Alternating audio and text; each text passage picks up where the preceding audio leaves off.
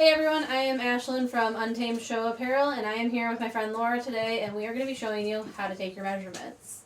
So, no matter what, whenever you're ordering a custom outfit or even purchasing a used outfit, you're going to need to know your measurements, so that way you know what size you're going to be.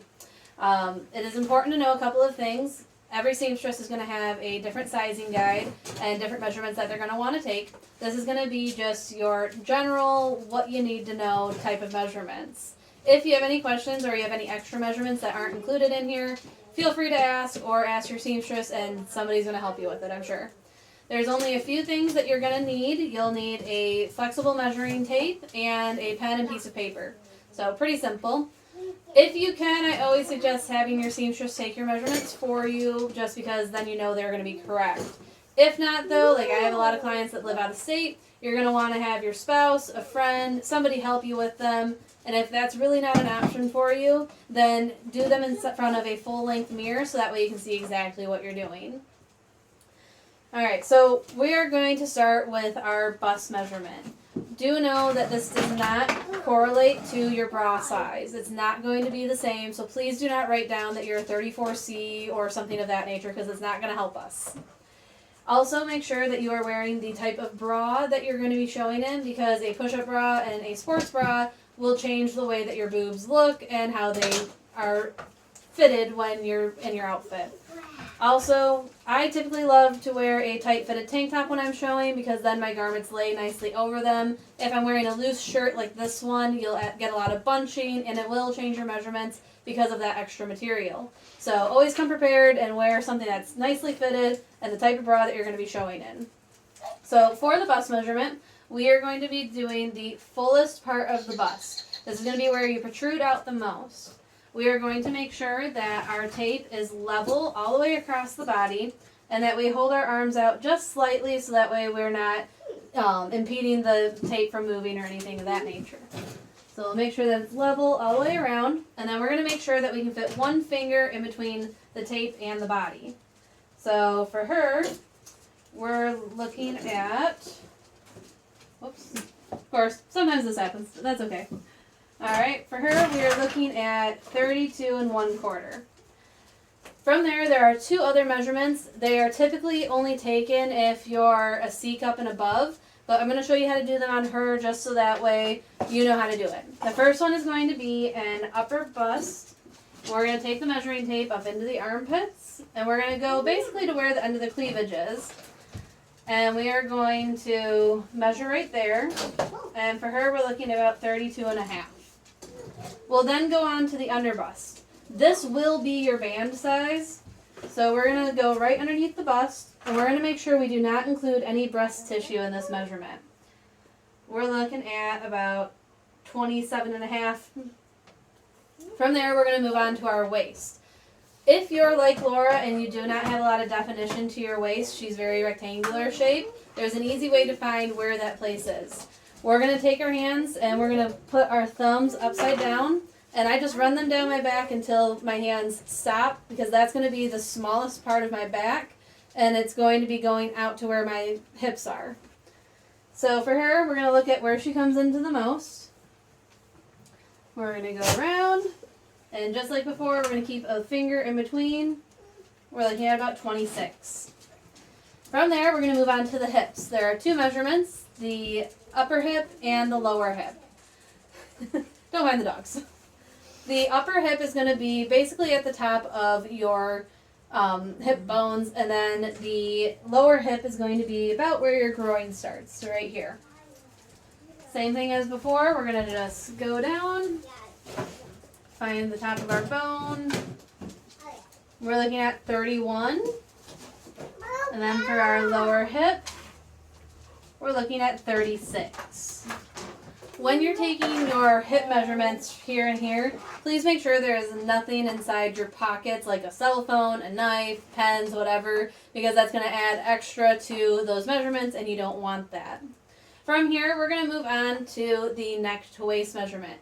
This is super, super important so that way you get a nice fitted, clean look through the back here. If you notice, a lot of people that have bought used garments, they'll have bunching here through the small of their back. That's because that measurement is not correct. I will say when you are buying a used garment, most people don't know how to take that measurement on an already made outfit. So it's not something that you're going to worry about a whole lot. If you can try it on though, try to avoid getting all that wrinkling here in the small of your back. You want something that's going to be nice and flat all the way down. So for this measurement, you're going to be taking it in the front and the back. In the front, we're going to start in the little dip right here. We're going to go down and we're going to go to where we took that waist measurement at. So for her, we're looking at about 11 3/4. If we turn around and we do our back, we're going to start at the base of our neck here. We're going to go down right to this where the waist would be, and we are at 14 1/4. This will make sure that whatever we're doing, we get that nice flat look. From here, we're also going to move on to our desired jacket length. Please keep in mind this is desired. So this is where you want your jacket to end. If I'm doing a vest, it's going to be shorter than a showmanship jacket because I'm riding in it. Same thing with an all-day jacket, a pleasure jacket, anything of that nature. So we're going to start at the base of our neck, and we're going to go down. For a showmanship jacket, in the back, I'm looking at about 24 for her. If I was going to do a vest, it'd probably be about 21 1/2. Turn around really quick. We're going to do this measurement in the front too because usually the front's going to be a little bit different than the back. We're going to start right here at the dip and go down. For a showmanship jacket, I'm looking at about 21 1/2. For a vest, I'm looking at about 19 1/2. So you can see the difference in measurements there. And that's okay. What it's going to create is kind of a curved hemline, and it'll look really pretty and flattering on your body. Alright, on the back also, we're going to be doing some shoulder measurements. Our first one's going to be shoulder length. This is going to be from the base of the neck here to the end of the shoulder bone here. You're going to take your tape, lay it flat across, and for her, we're looking at 5 1/2. Next, we're going to do our shoulder width. This will be from shoulder bone to shoulder bone. We're going to just go... I like my clients to put their shoulders back like they're showing when we're doing this measurement. Please do, because when you're slouching, you're going to be rolling forward, and that's going to create a smaller measurement than what it actually is.